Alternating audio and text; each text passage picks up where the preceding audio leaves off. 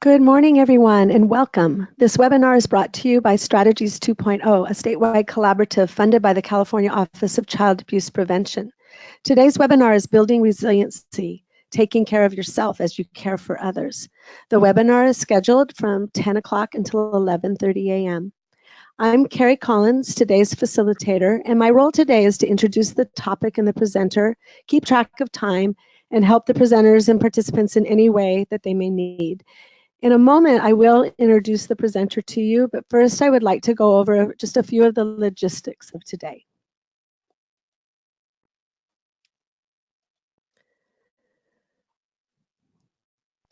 So,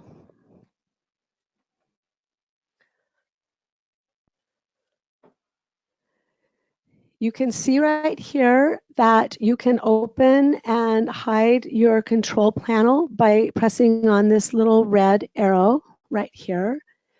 You can join the training today by either getting on your telephone, where you would click onto this little dot right here where it says telephone, or microphone and speakers. So you can choose which way you're going to get onto the webinar. We're going to do a lot of interactive speaking today, and so you can go into this chat box right here and enter any questions that you may have or comments. And I know that the presenter is more than happy to take our questions during the webinar itself. So just to test the chat box, why don't you go ahead and put in there where you're from today, where you're calling in from. And we'll see what we have going on. Oh, so I have some Ventura, Fresno County, Modesto, Tuolumne. Oh my gosh, it's going so fast. A whole lot of different people. Contra Costa. Wow, we have a really nice group of people joining us today. That's so great. And I'm really happy to see that your chat box is working. We can also, raise your hand if you have a question. So if you have a question for the presenter, you can either raise your hand, and I have a couple of colleagues on the line today that are helping me. I'm going to unmute Alma and Shane and Holly in just a moment. So if you have a question, you can raise your hand and we can actually unmute you, and then you can ask your question to the presenter. Or if you're a little shy about doing that, you can enter your question into the chat box, and Alma will read your question for you.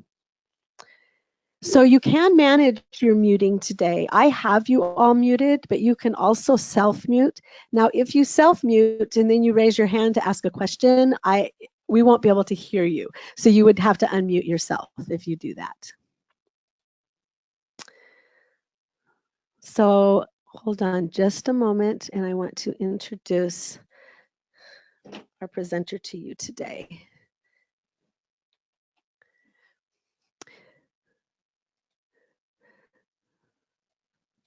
So Holly Magana, Ph.D., is a licensed psychologist in private practice in Irvine, California, where she works with victims of crime and others who have experienced trauma and adversity. She is a former service chief with the Orange County Healthcare Agency, where she oversaw mental health programs serving children in the foster care system and child victims of violence. She was active there in efforts to develop a trauma-informed system of care for children and youth involved in the mental health, education, and child welfare systems. She's currently working with the Orange County Department of Education to develop and implement a trauma-informed educator training series, which is being delivered to school staff throughout the county. She is also a trainer for the Public Child Welfare Training Academy, teaching courses on trauma-informed care and secondary traumatic stress. So we have just a really excellent presenter with us today. So I want to, I'm going to need to go in and make sure that I unmute my presenter. That would probably be a really good thing for me to do. So hold on. And I'm also unmuting Alma, and I'm unmuting Shane, just so that you know you are all unmuted. So Holly, I'm going to turn the time over to you. Okay, thank you very much, Carrie, and good morning, everyone. I want to thank you all for participating in this training, and I also want to thank you all for the work you do. You're obviously taking this training because you're out there in the trenches working with people who are suffering and in need of your help and your care. And so I thank you for what you're doing. So our next slide, we'll take a look at what our objectives are for today. We want to give you an understanding of some of the sources of stress that are unique to those in the helping profession. Now, every job has stressors, and the helping profession are not immune to those stressors that are common to all types of jobs.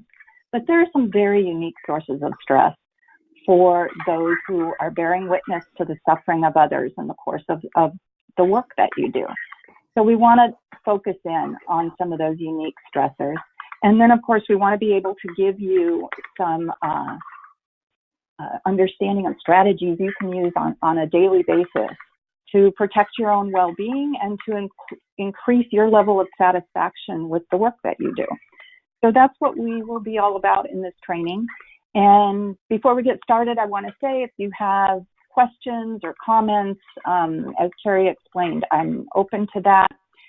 So please, use the technology here so that we can interact. So on our next slide, there's just a couple things to reflect on. On our next slide.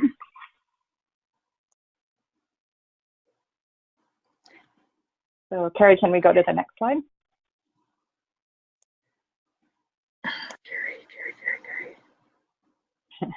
Okay, so to reflect on the fact that for each of us, our own well-being is an integral part of what contributes to the healing of others. We bring a very personal part of ourselves to the work that we do. And that's part of a big part of what helps us to be effective in our work, but it's also what can lead to some vulnerability for us.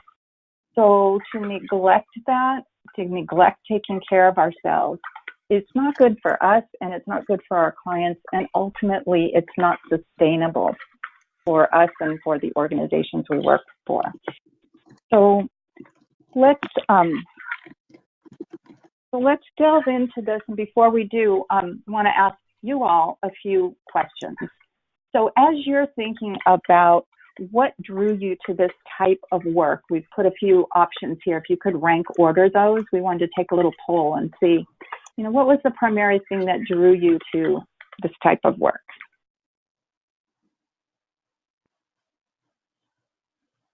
So you can see that you can go on to this poll and enter as many as you would like, correct, Holly? Oh, yeah, okay. Yeah, we said select all that. Yeah, we didn't ask you to rate them, just select all that apply. Right. So I see that many of you are answering this. This is great. We're going to keep going. I have several of you. We're going to go for another 10 seconds on this. I have 74%, 79% of you, 81% have voted. This is great. So we're going to close in 5, 4, 3, 2, 1, and then we can see what the results are. Okay, so it looks like the desire to help others was prominent for the vast majority of you, for 94%. Oh, interestingly, salary and benefits, only 6% of you. And interest and curiosity in the field, half of you are marking that. Okay, well, I think it's really telling to see that the desire to help others and make a difference, for 94% of you, that was a factor, significant factor in your choice to work in the helping profession. And it's something we want to keep in mind, that the profound satisfaction of being in a helping role is a very real thing. When you think about it, people volunteer to do this kind of work. And they volunteer to do it. Why? Because it's satisfying. They're looking for that satisfaction. But we've got to be realistic about balancing those very real rewards with the pitfalls of working in the helping profession. So we're going to do a couple more polling questions. And our next one, we want to get a sense of what level of knowledge you had about those stressors. So If we go to our next polling question. Hold on, I'm having a little problem getting it to Okay. see. So Just to explain, for this next question, we want you to think about that time period when you were making the choice to work in the helping professions. What was your awareness of the stressors related to work in the helping professions? And that's going to be our next polling question as soon as we get it up there for you. I'm not quite sure why it is not going forward. Hold on. Polls. Manage polls. There we go. Nope, don't want to do that. Let's see. Let me go to the next one and see if that goes up. There you go. There we go. Got it. Okay. So this is what level of knowledge did you have at the time you were making the choice to begin your work in this area?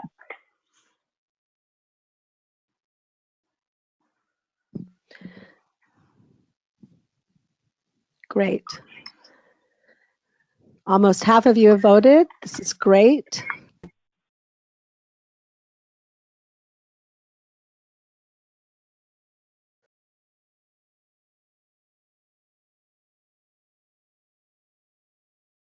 We're going to go for another 10 seconds.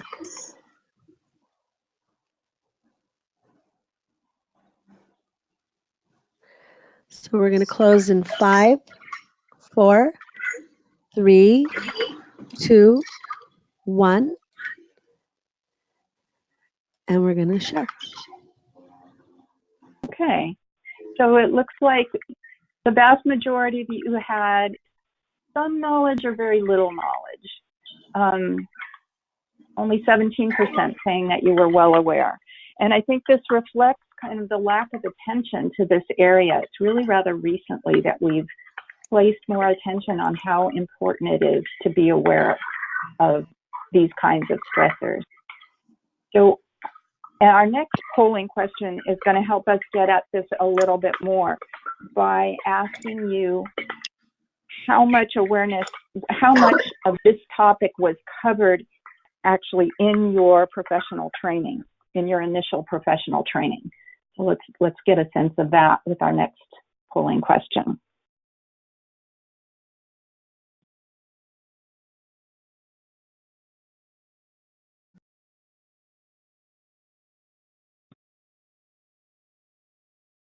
Great. Oh, we have 100% that have, oh, no, I thought I had 100% that have voted.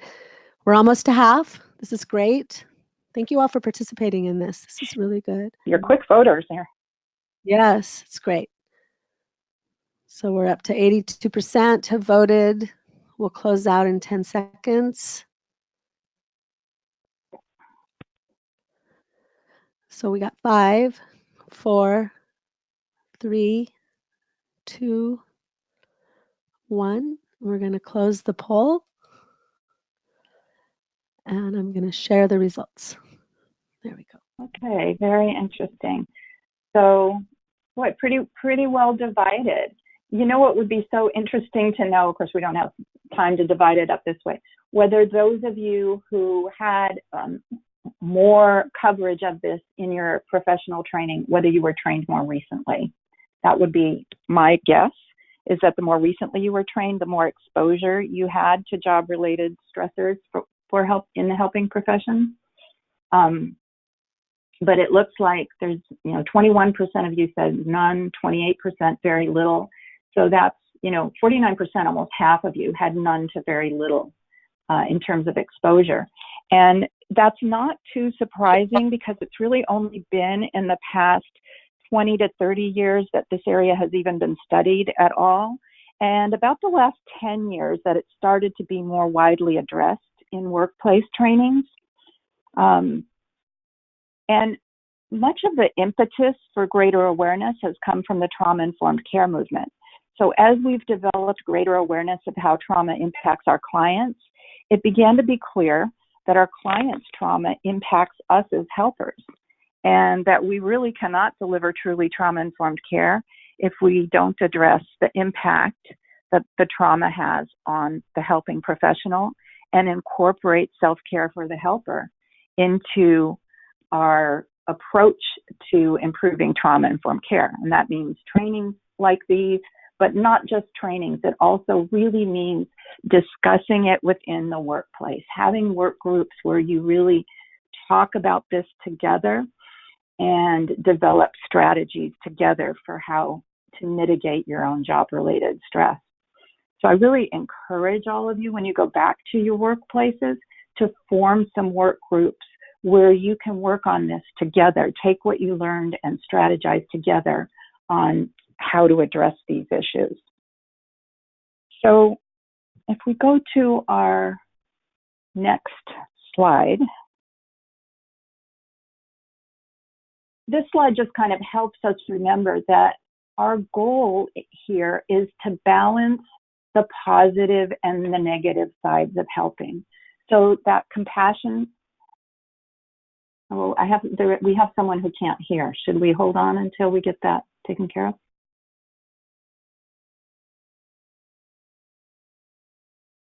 Are we good with that?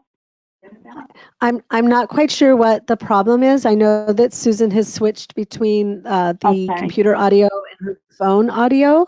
So, and it looks like I'm assuming that the helping rest of our audience is okay. So, yeah. Okay, so we don't want to lose sight of the fact that compassion satisfaction, or the satisfaction of being in the helping profession, it was a significant factor in what brought you to this. It is significant and real, and we want to increase that, but we don't want to be naive about the other side, the negative sides of being in the helping profession. And we're going to talk about compassion fatigue, burnout, secondary trauma, and be realistic about those factors so that we can balance the positive and the negative, and ultimately address the pitfalls so that we can feel that compassion satisfaction, that satisfaction we get from helping others and from a job well done and making a difference and that sort of thing. So before we, our next step is we're going to show a video. Before we start this video, I just want to say that the first step in addressing this topic is just simply to be aware of it. For the longest time, this was neglected, not addressed. We seem to operate on the very unrealistic assumption that we all have endless reserves of emotional energy. And so this is an excerpt of Laura Vandernoot-Lipsky of the Trauma Stewardship Institute, talking very personally about what that was like for her and her process of coming to an awareness of the impact that the work was having on her. So let's go ahead with the video.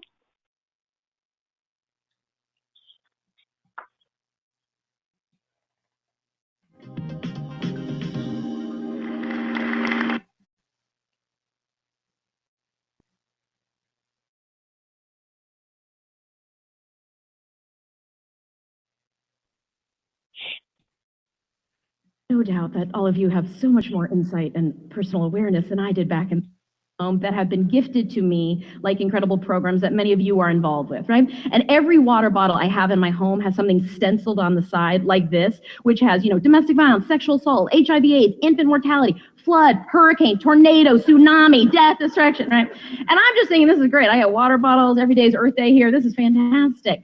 But what it also means is these are the water bottles that go with my kids to swim meets, basketball tournaments, soccer games, right? And I'm not thinking anything of it.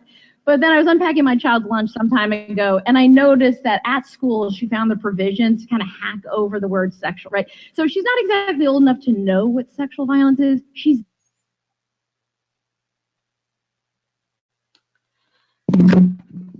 I'm sorry. I need to get you to the right place of this video.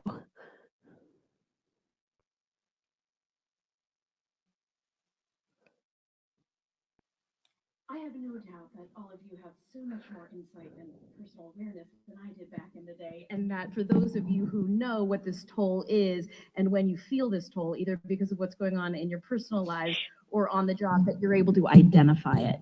But I was not at all able to identify it. So it was about 10 years into my career when a critical mass of people started kind of getting up in my face doing that, hey, Laura, you're tripping, take some time off. And I'm sure somebody said something earlier than 10 years in, but I was very stubborn and successfully ignored them. But 10 years in is when there was a critical mass of people up in my grill really begging me to look at this. And what some of you will appreciate is that a number of those people were clients I was serving, which you can imagine is always so disconcerting. You know, survivors of domestic violence living in a shelter who can't go anywhere, begging me not to come to work. So people were doing their due diligence, right? But at the time, I was so arrogant, I was incredibly cocky, and I was entirely self-righteous. I was doing God's work. You could either step up and help me do God's work, or you could step off. But I was definitely not going to have a conversation with you about how I was affected by my job. And like many of you possibly, I was raised in a number of traditions that implicitly and explicitly communicated, if you care enough about what you're doing, if you are down with your cause enough, if it matters enough to you, you're going to suck it up. So this whole conversation about how to sustain was not something I was engaging in. But finally, the pressure mounted. I caved. I didn't take any significant time off, but compromised. We took a short trip, went to visit our family who lived in the Caribbean. So on a particular day, we head out as a family on this hike. And we get halfway through our hike, and we summit where we wanted to summit. And there we are standing on the top of these cliffs, right? So the family's gathered around, tiny Caribbean island, standing on the top of these cliffs, looking out. The first thing I remember thinking was, this is so beautiful. The second thing I immediately thought was, I wonder how many people have killed themselves by jumping off of these cliffs. Right? And at the time, I worked at Harborview Hospital, which was the level 1 trauma center for the whole Northwest. So it wasn't my own suicidality at play anymore. It was because of the years of bearing witness to others suffering that naturally, instinctually, one starts triaging, of course, right? So you start thinking, where would the helicopter land? Does the helicopter land on the cliff? And would you belay down to the person on the beach? Would the helicopter actually land on the beach? Is there a level 1 trauma center in the Caribbean, you ask yourself? Do they fly you to Miami? Would they stop you in customs? You know, you kind of go through the whole thing, right? So I said this out loud because I was merely presuming I was just giving voice to inevitably what was going to come up in a family conversation, because who stands on top of a cliff and does not wonder where the nearest level 1 trauma center is? But apparently in my family, nobody was thinking that. So it got even quieter than it had been. Really long, very uncomfortable pause happened. And ultimately it was my stepfather-in-law who said, are you sure all this trauma work hasn't gotten to you? And honestly, this was the first moment I had any insight into, check it out. There are people who can go on a hike and not wonder where the nearest level 1 trauma center is. But I'll tell you, it wasn't me, it wasn't anybody I was hanging out with, right? Because one of the things about this toll is it's slow moving. It is.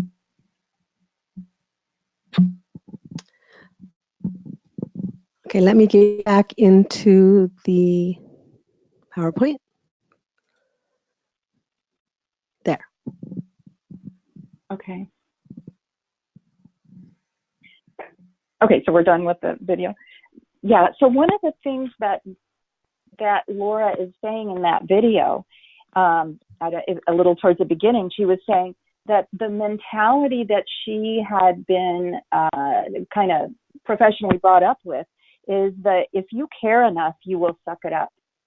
And I just wonder how many of you feel like that is what is communicated in the workplace, either currently or has been in the past. I know that I've worked consulting with people on these issues and found that that was very much what they felt was communicated to them, that if you care enough, you will suck it up. If you are feeling impacted by the nature of the work you're doing, that it's a sign of weakness, and therefore people were reluctant to bring it up or to talk about it. And so I think it's very important to examine those attitudes and to work to change them. We don't want to encourage people to suck it up. We want to encourage people to bring awareness to this and to talk about it and to strategize together about it. So, Laura, in her talk, I highly encourage you to listen to the entire video. It's very good. and the link to it will be available in the PowerPoint. I see people asking about, will the PowerPoint be available? And yes, it will. And there will be a slide that has a link to that video so that you can hear the whole talk that she gave. So she's encouraging us to, check it out, pay attention to this. So let's start doing that. Let's look at some of the sources of job-related stress for helping professionals. So in this slide, our first bullet point, if you can just click on it again, is job stress that really, this type of just general job stress, in the helping professions, it's often high caseloads, time deadlines, your legal liability, things of that nature, that can lead to, then if we click again, can lead to stress, anxiety, general burnout. If you think about it, there are similar kinds of job stress in pretty much any kind of work you might think about. High amounts of work, time deadlines, your own either legal liability, or you could lose your job if you don't do it right. Those types of stressors are present in most kinds of jobs. And we're not immune from that in the helping professions. We've got these kinds of stresses. And then we can add to that, our next bullet point is direct trauma. So sometimes as we're working with populations in need, we may be working in dangerous situations ourselves. We may be working with potentially violent populations. We may be out in the field in neighborhoods where there may be some dangers going on. And in that situation, we're exposed to direct trauma. And the result, if we click again, can be that we experience direct traumatic stress symptoms just because of the level of danger involved in the work that we're doing. Then our next level is something that is, now we're getting to the layer that is very unique to the helping professions. We are bearing witness to the suffering of others. And in that process, we will tend to be feeling some of the same emotions as our traumatized clients. Because, of course, my guess is that all of you went into this work because you are highly empathic people. Your ability to connect with people and feel and understand what they're feeling is very strong.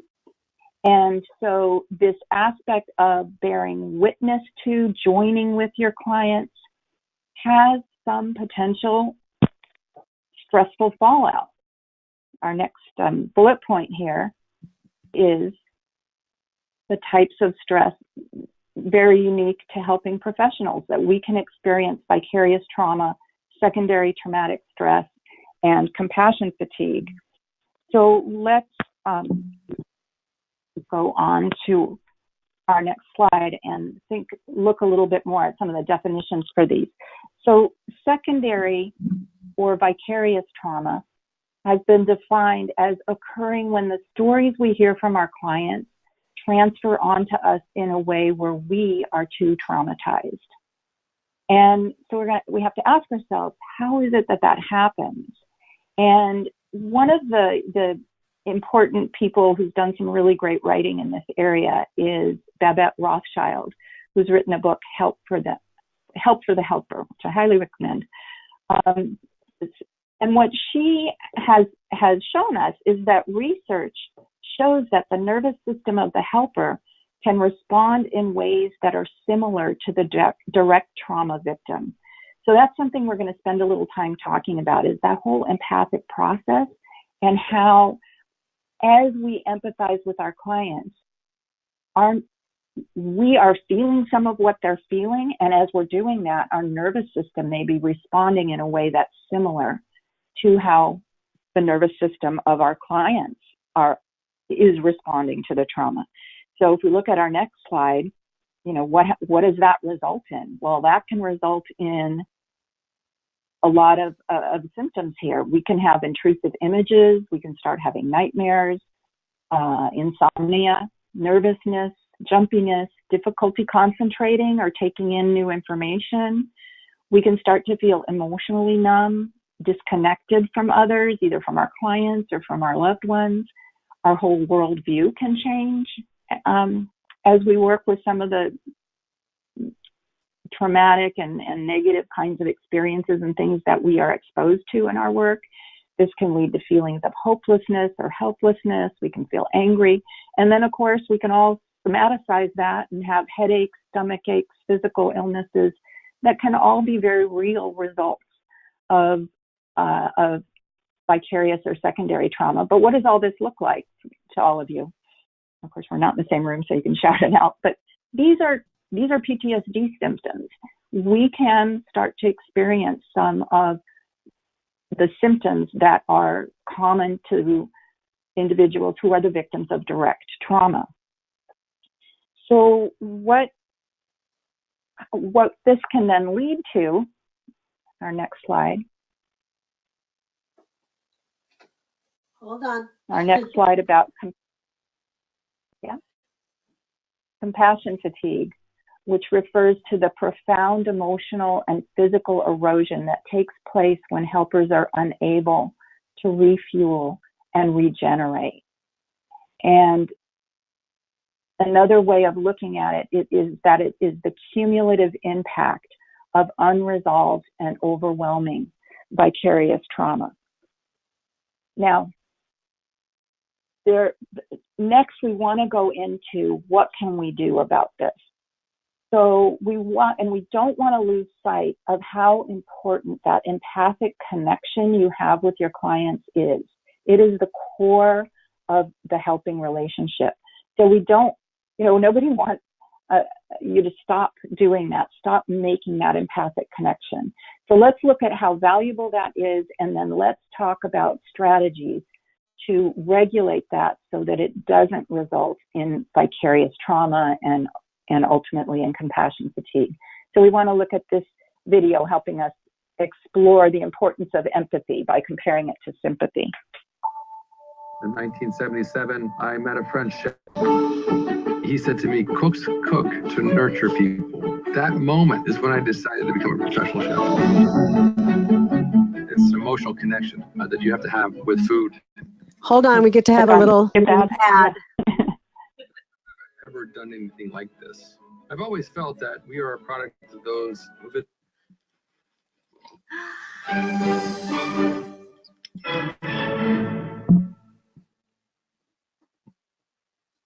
So what is empathy, and why is it very different than sympathy? Empathy fuels connection. Sympathy drives disconnection. Empathy, it's very interesting. Teresa Wiseman is a nursing scholar who studied professions, very diverse professions where empathy is relevant, and came up with 4 qualities of empathy.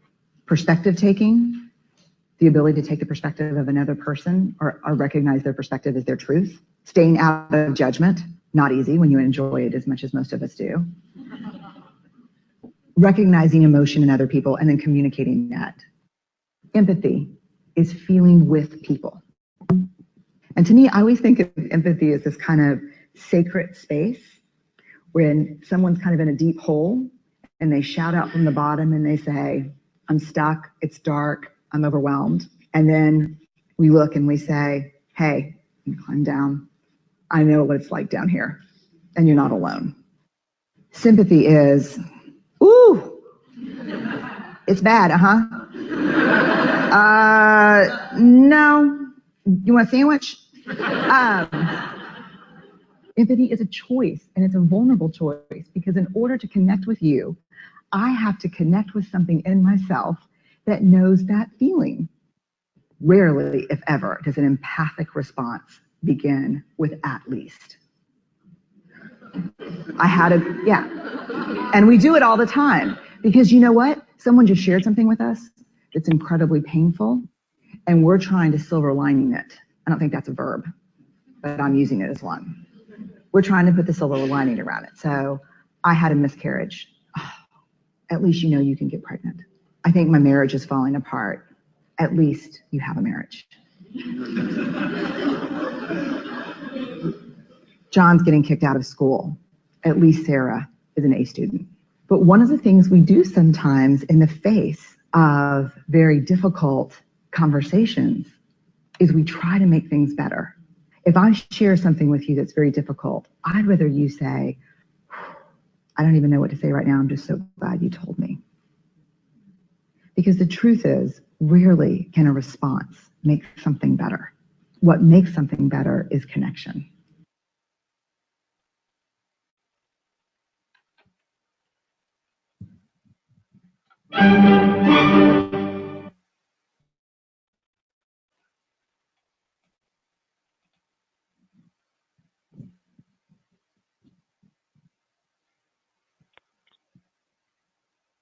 So Brene Brown is talking to us about the importance of empathy. Yeah.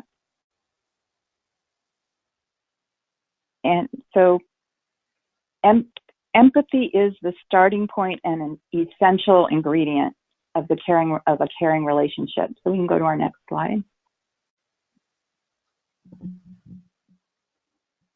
So we don't want to lose sight of that because it's so extremely important in helping relationships. However, empathy that is outside of our awareness and control can lead to vicarious trauma. Precisely because empathy involves seeing the world through the other's eyes and feeling what the other is feeling, when those mechanisms of empathy are not within our awareness, we can go to our next slide, or under our control, we can find ourselves in real trouble. So this is, again, Babette Rothschild in the book Help for the Helper emphasizes this point and talks about the importance of regulating our empathy. And I find that a focus on turning empathy into compassion is one tool for doing this. So let's kind of look at, on our next slide, the comparison between empathy and compassion. So empathy is that process of feeling the same emotion as the other person. It is something that comes naturally to us as human beings, more so to some individuals than others. And again, my guess is that for all of you, empathy comes very naturally. You naturally, if someone is suffering, connect with them and feel with them what they're feeling. It can happen without conscious awareness because it is a natural human process of connection. However, when you're doing it day in and day out, it can lead to symptoms of distress and result in you being overwhelmed with emotion. So then when we look at compassion, which is kind of shifting towards feeling care and concern, it starts with empathy. It starts with that empathic connection, but then requires a conscious awareness in order to turn the empathy into a focus on being helpful. So it kind of gives us that larger view of what can we do that's sustainable, that allows me to be helpful, but still take care of myself. And it leads to more positive emotions. It's more sustainable. One little example that might help you kind of to wrap our heads around what we mean here. Think about going into an emergency room because you've got horrible pain in your side and you're just in terrible pain. And in comes the ER doc to see you. You want that doctor to have some empathy for what you're feeling. You don't want someone to be removed and cold and callous about it. You know, you don't want the antelope type that just, sucks to be you, hand you a sandwich. You don't want that. But think about this. Do you want the doctor to be feeling the same pain that you're feeling?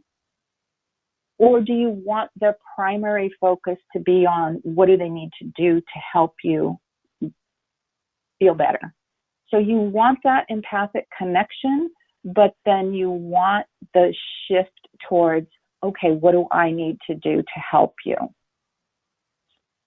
So that's kind of the shift that takes place there between when we move from empathy. We start with empathy, but move into compassion. And So let's look on our next slide at what some of the advantages are of making that shift from empathy into compassion. Ultimately, we experience more positive emotions and less distressful emotions when our focus shifts to being helpful, and our focus, we're using our own awareness of our own nervous system to stay calmer, less reactive. So we stay in a healthier state. We're more likely to be successful at being helpful. And then we model emotion regulation for the person we are helping. So let's look on our next slide and what some of the strategies are for doing this. So the first one is self-monitoring. And research has shown that those who are unaware of their own nervous system arousal are at higher risk for vicarious trauma. So doing that self-monitoring and really noticing when your nervous system is becoming impacted by the work you're doing with your client is very important. So here's where a mindfulness practice is really important, learning relaxation skills, learning awareness of your nervous system state so that you're able to kind of monitor where you're at and understand and recognize quickly what are the signs that you're getting overwhelmed with emotion when you're working with a client. And the other thing to think about too and be aware of, and this is something that after the training you may want to talk in small groups with other colleagues about, sharing like what types of cases are particularly most difficult for you. This is a type of self-awareness that's really important for each of us. Are there particular types of cases that are more emotionally activating for you? Sometimes, it might have to do with things that have gone on in your own history, things that are currently going on in your life. If you're working with children, a common observation is that we often find ourselves getting more emotionally drawn in when we're working with a child of a similar age to our own children. And then, also at any given time in your life, you're a human being, your life is happening to you, and there are going to be stressors in your life, and whatever particular stressors you are dealing with at that particular moment, those may be things that cause you to be more likely to be overwhelmed with emotion at particular times in your professional life. And to take note of that and know that those are times when you need some extra self-care. So let's move on to the next slide and some of the strategies for turning empathy into compassion. So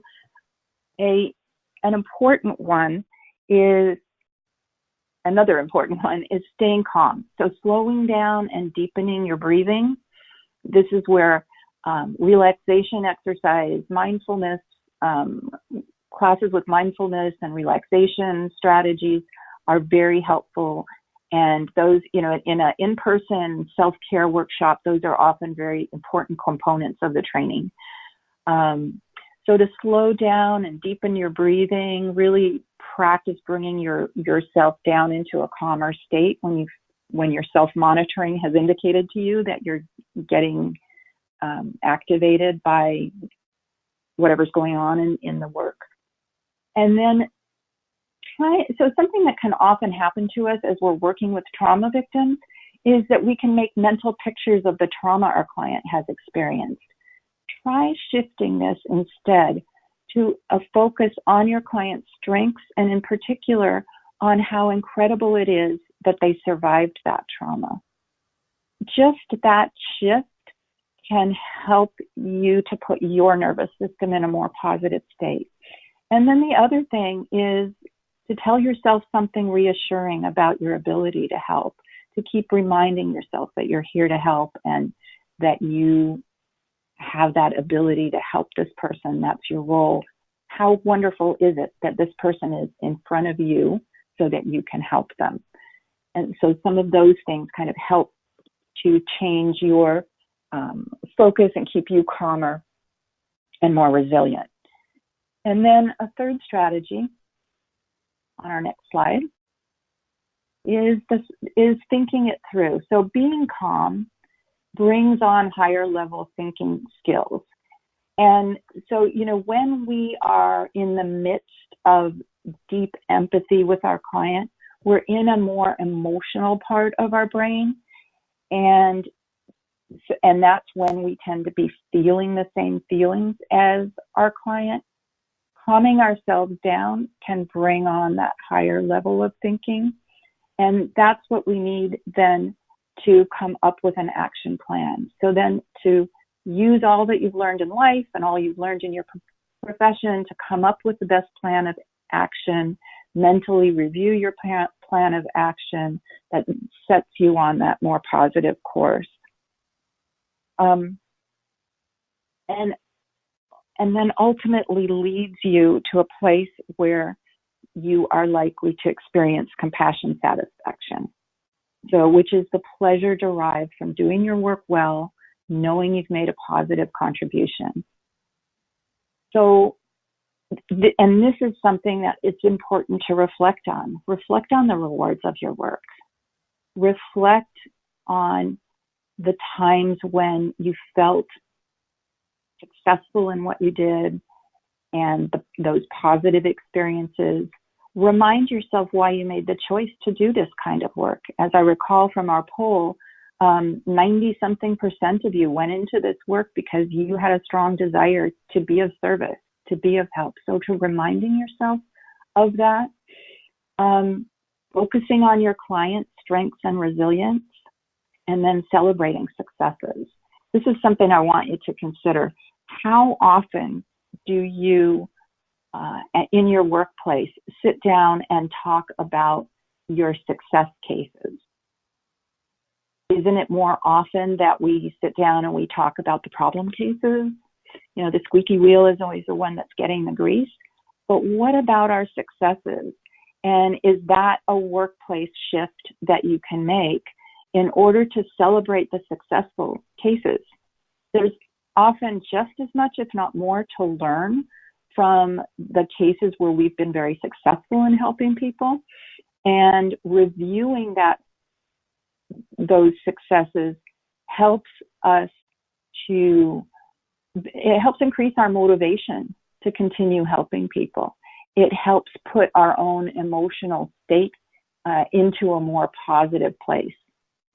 And then another aspect of that is to reflect on the stories and situations that have profoundly touched you.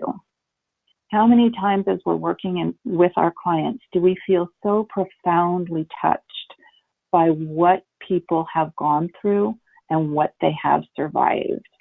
And to think and reflect on those stories and share them with one another. All of these things help to increase our level of compassion satisfaction. So if we move on to our next slide, this is giving you a tool for measuring compassion satisfaction, the ProQual. And I don't know how many of you may be familiar with this instrument. I believe that we are giving you a copy of the instrument as one of the handouts that go along with this training. It's a self-administered set of 30 questions that you you rate yourself on these, and it has 3 scales: compassion satisfaction, so you can see where you are with that, burnout, and secondary traumatic stress.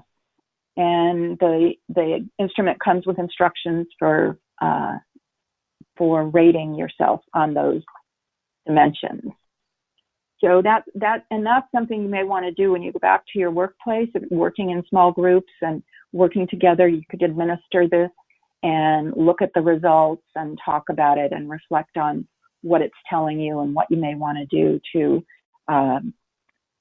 work on increasing your compassion satisfaction and addressing any burnout or secondary traumatic stress that you're experiencing. So Holly, yeah. they should have received this via email before the webinar. If you did not, I will ask Alma to send this out again when she sends the copy of the PowerPoint. I will also have her attach the ProQual and also the action plan, both of those handouts. We will send them out yet again. Very good. Okay. So are there any questions, any comments so far? I thought maybe I'd pause and see.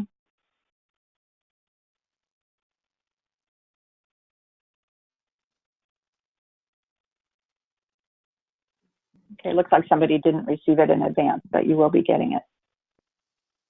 Right. Yes, we will make Okay. sure that everybody gets this.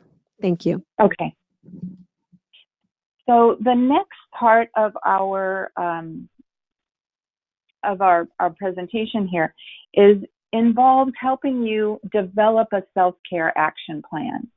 And so we had hoped that you'd each have a piece of paper that you could use to kind of start jotting down your self-care action plan. But if you don't have it, then it might be something you could do afterwards, or you could just take notes. Oh, there we go. You can look at this, and you can just take note. If you don't have the action plan, it's basically just a piece of paper with some of these categories. So our next slide, we're looking at the domains of health and well-being. Okay, hold on. Okay. Let's see, let me get back to where we need to be. We want to be on slide 26. Okay, so we want our self-care action plans to address all of the domains of health and well-being. So our physical health, our emotional, psychological well-being, interpersonal and social, our spiritual well-being, and then we want to pay attention to our well-being in the workplace and the balance we're developing between work and life.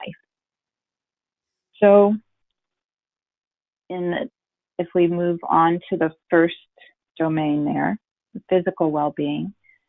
So think a little bit about what you can do to improve your diet, your health care, your exercise.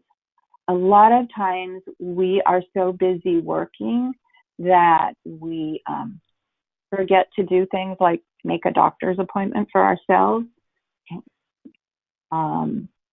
take time to exercise, take time to eat healthily, get adequate sleep. How many times are we so worried about all that we have to do for work and in life, and we're stressed out and we're not getting good sleep? So paying attention to that, making time for rest and relaxation, and then really working on our stress management, relaxation exercises, meditation, yoga, all of the kinds of things that help us to de-stress. These things are important, and it's important to think about what you need in this category when you become aware that your work is impacting you. When you notice, use your self-monitoring skills and you notice that you're getting activated, you're feeling that level of stress and emotion from the work you're doing. It's time then to shift and look at what you need to do in each of these categories of well-being in order to rejuvenate and regenerate so you can get back to an optimal level of functioning. So the next domain we want to consider. Holly, do you see the question from Lydia? I did not see a question. Is it there? Is it on the screen now? It should be. Lydia says, I feel like most agencies say they want to support compassion fatigue, but then keep piling on the work. How can we make management more accountable? That is a really good question. And I think that when you consider, for instance, if you go back to, I'm not necessarily saying, Carrie, to go back to this slide, but the slide on the sources of stress, I don't know is it too much trouble to go back to, and I'll tell you which slide it is. It's slide number 8.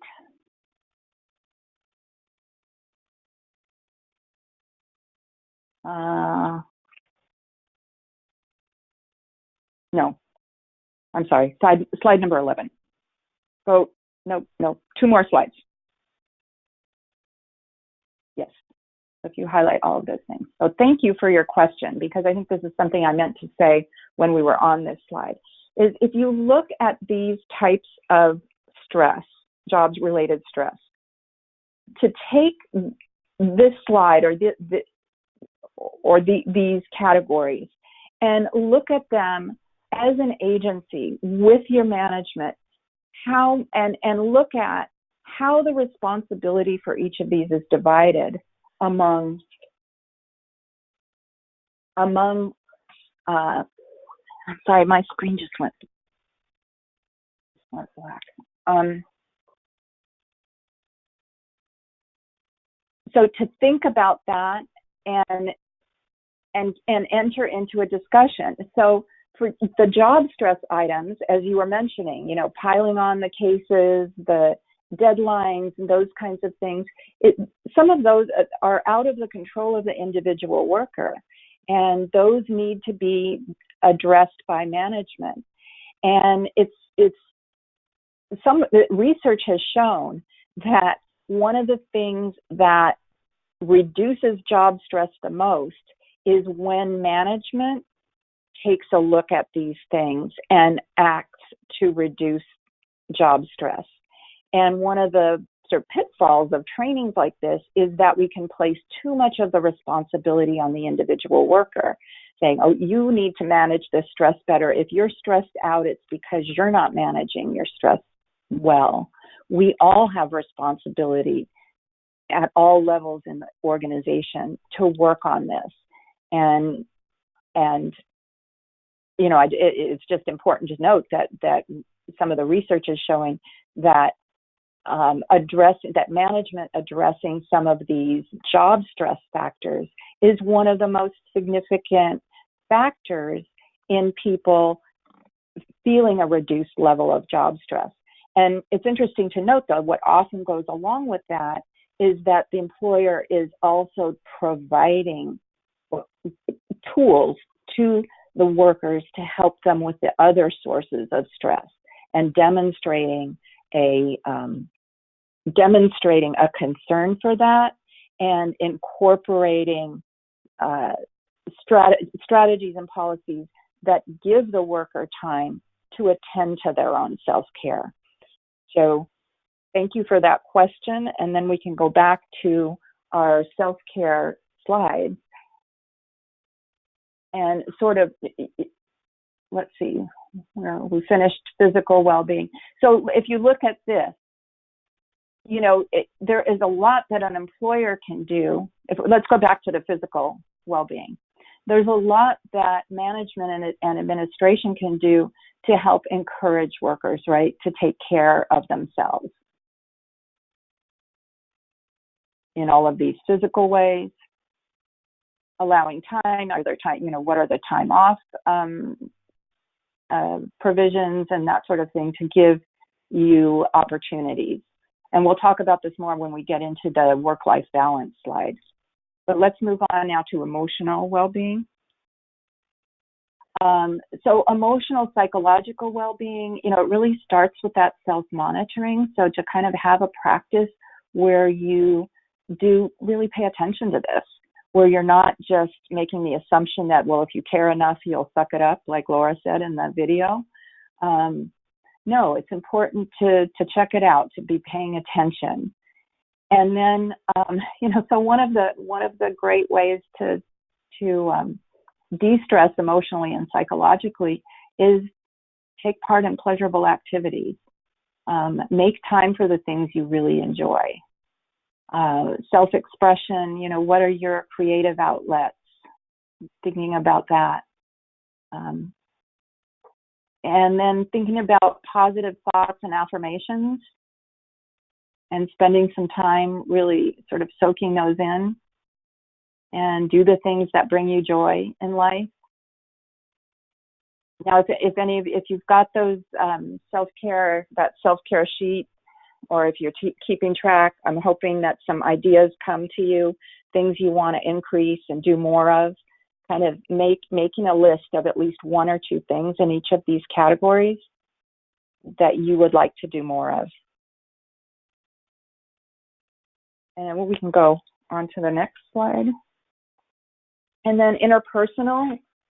It's so important to nurture your supportive relationships, to spend time with your loved ones, to engage in fun social activities, to nurture and build a sense of community.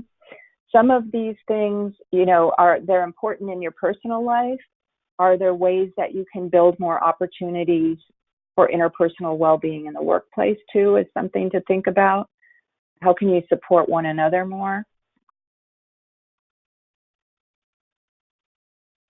So let's go to our next slide. Your spiritual well-being. Whatever ways you find, you can find and nurture inspiration. Maybe it's prayer, meditation, or time in nature, or time with your faith community. Think about how important all of these things are to your general well-being.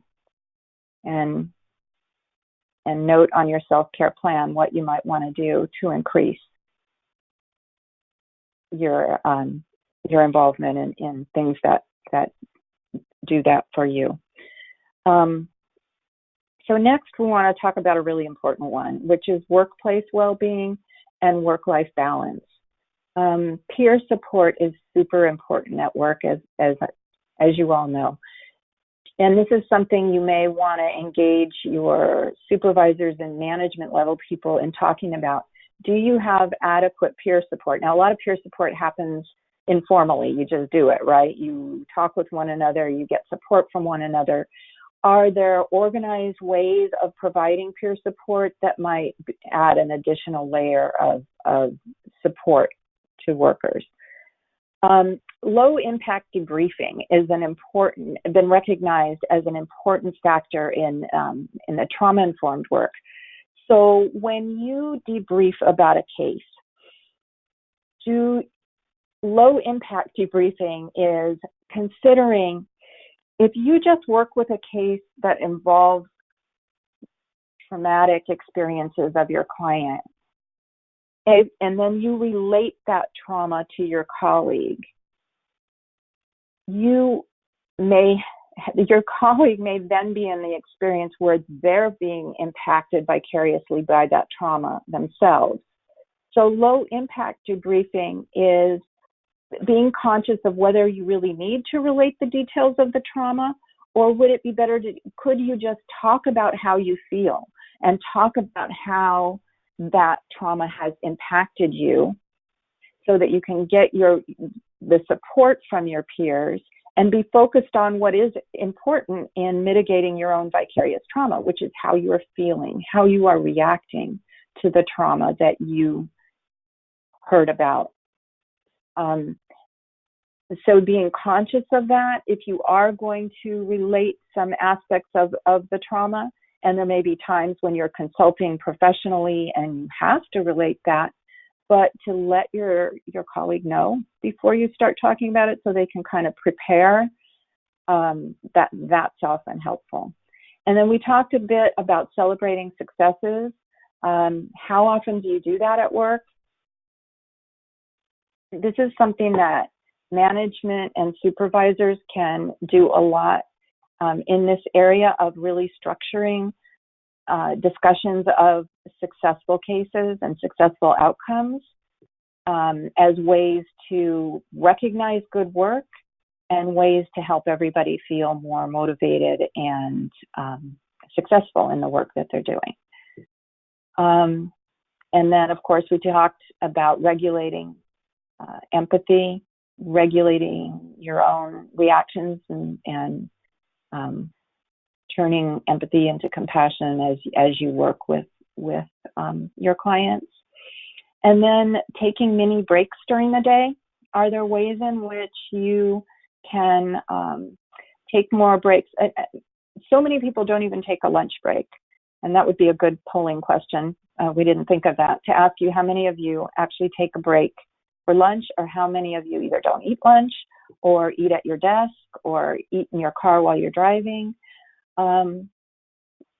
Would it be better if you took a break and had a relaxing moment to digest your food? And then mini breaks throughout the day, not just taking a lunch break, but taking out, you can take 2 or 3 minutes and do either a relaxation exercise or stretch or walk or something that takes your mind away from the work in order to regenerate a bit. And then setting limits and boundaries. How much work can you realistically do? Leaving work on time. How much work do you take home? What is the impact on you when you take work home? Consider that transition from work to home. Often having a structured thing that you do in order to transition from work mode to home relaxation mode is valuable. For instance, some people will do a little something when they first get in their car before they drive home to kind of switch gears. They turn on the music, do something that helps you to switch gears. Or the transition may be when you first get home. What do you do to shift into relaxation mode?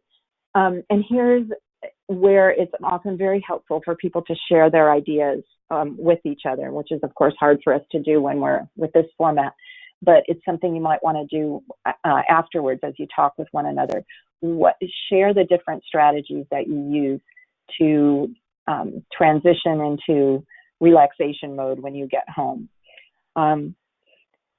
So hopefully you're all, writing some of these things down on your list and thinking about a few things you can do to help you take better care of yourself.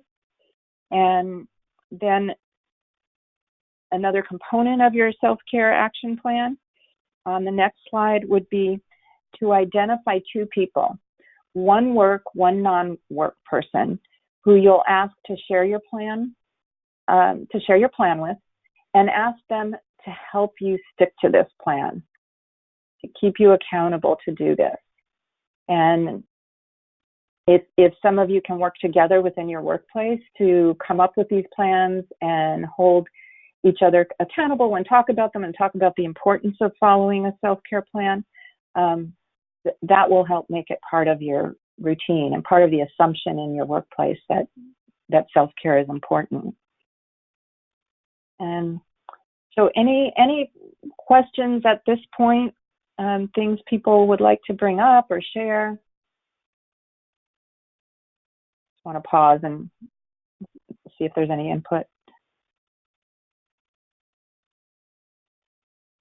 And then our closing thought is to think about the fact that we have an obligation to our clients as well as to ourselves, our colleagues, and our loved ones not to be damaged by the work we do.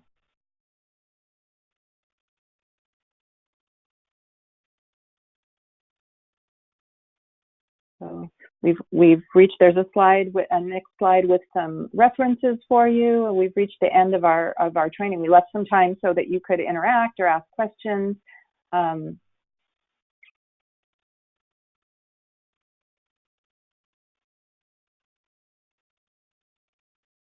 Shane is saying we can all use our sphere of influence to make a difference. Yes.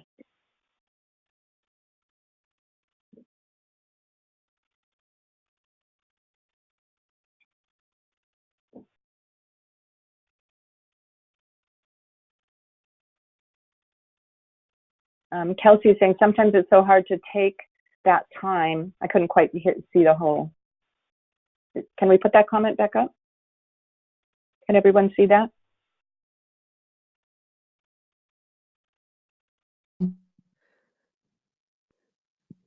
Sometimes it is so hard to take the time due to heavy workloads.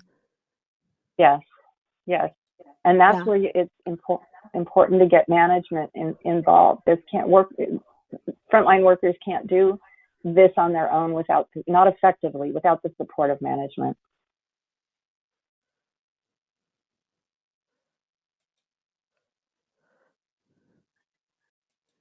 Are there any other comments or questions from anybody? So the PowerPoint has not been sent out yet. It will be sent out following this presentation.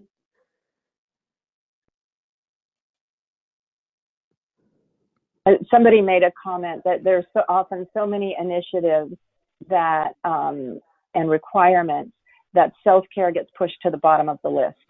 And I think, you know, like understanding the impact, the cost of not paying attention to self-care is something that's important in order to push that back up higher on the priority list.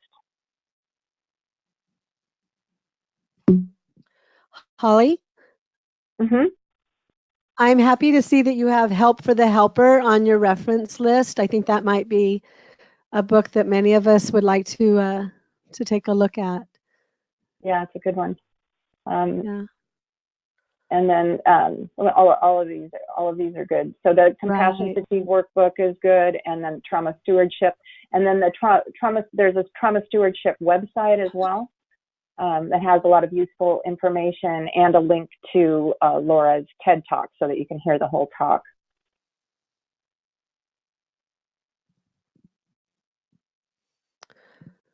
So we want to wait a moment, make sure that everybody's had an opportunity to ask any questions. Somebody's saying there still seems to be a, can you read that? Because it disappeared for me. There still seems to be a cultural of shame where employees admit to needing therapeutic services or therapy. Mm-hmm. And I found that in some of the consulting work I've done, that people do feel that there's some shame involved in admitting that the work is getting to them. And that is really sort of a paradigm shift that we need to make. I would encourage exposure to more of the trauma-informed practices work, because it's an integral part of that is the recognition that we ignore this at our peril. It is just not sustainable to ignore the impact of secondary traumatic stress on our workers. The burnout, the turnover, all of those things. I mean, it results in outcomes that are what I want to say. It's penny wise and pound foolish to ignore the outcomes if we don't pay attention to secondary traumatic stress. So we will refer our clients, you know, recommend our clients to get some extra help, some therapy, but we won't follow that advice ourselves. Right. But it's more than getting therapy. You know, it's more than getting therapy. It's an entire workplace attitude. It's kind of a paradigm shift to look at all of the factors in the workplace that need to change in order to create a more sustainable environment for direct care workers.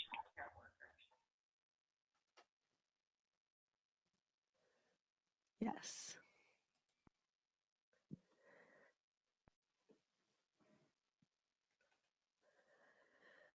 Well, Holly, am I still being able to be heard? That seems to have come in and out during this presentation.